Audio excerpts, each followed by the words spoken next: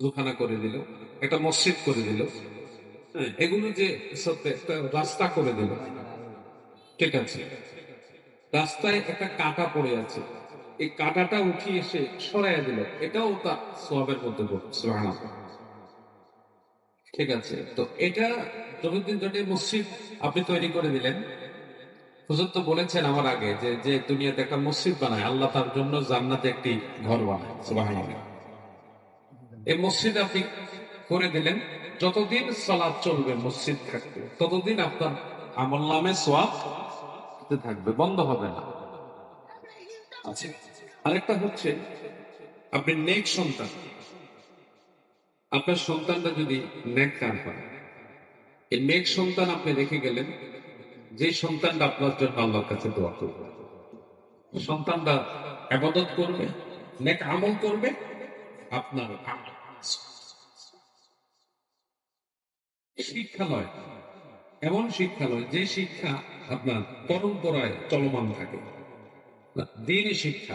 কারণ আপনি একজনকে হাফেজ বানিয়েছেন, একটা এতিম ছাত্রকে আপনি পড়াশোনা করাচ্ছেন, সে আবার 10টা ছাত্রকে করাচ্ছে, ওই 10জন আবার 20জন জায়গায় 20টা জায়গায় উস্তাদ হয়েছে, এমন হয় না? এটা চলমান থাকে, জারি থাকে। এই যে জারি থাকে, এই জারি থাকার বদৌলতে আল্লাহ তাআলা আপনার আমল নামায় সওয়াব আসতেই থাকবে, বন্ধ হবে না। সুবহানাল্লাহ। আচ্ছা, এই সওয়াবের ক্ষেত্রে মানে আমরা কবরবাসীদের রূহের মাগফিরাত শুধু দোয়ার মধ্যে হাত উঠাইলাম, মা বাবার জন্য দোয়া করলাম। সন্তানের মা বাবা ইন্তেকালের পরে তার প্রধানত যে হকগুলো, সেটা হচ্ছে মা বাবার 1 নাম্বার ওসিয়ত পালন করা। কি পালন করা? ওসিয়ত। কোন ওসিয়ত করে গেছে যে আমাকে ধরেন অমুক হুজুর দিয়া জানাজা পড়াবে, অথবা আমার এই তুটুকু আমি আমার মেয়েরে কোনো সম্পদ দিতে পারি নাই, আমার বোনেরে দিতে পারি নাই, এগুলো তোমরা দিয়ে দিও, এরকম অনেকে বলে যায় না? এগুলো ওসিয়ত আরো বিষয় হতে পারে, যেমন মসজিদে বলেছি কিছু জায়গা দিয়ে দিও, কিছু অর্থ দিয়ে দিও, অমুক অসহায় মানুষটাকে, মানে এরকম যে কোনো ওসিয়ত আপনাকে করে যায়, শরীয়ত সম্মত এই ওসিয়ত পূরণ করা। মা বাবার ঋণ থাকলে ঋণ দেওয়ার ব্যবস্থা করা, বুঝেন নেই? ঋণই যদি থাকে, এই ঋণগুলো পরিশোধের ব্যবস্থা করা।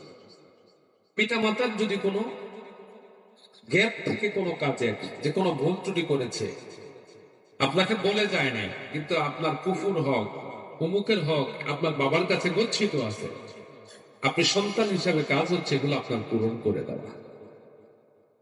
তাহলে আপনার বাবা মার কবরে, আপনজনদের কবরে অটো সোয়াব যাওয়ার পদ্ধতি আছে নাকি নাই? অটো যাবে।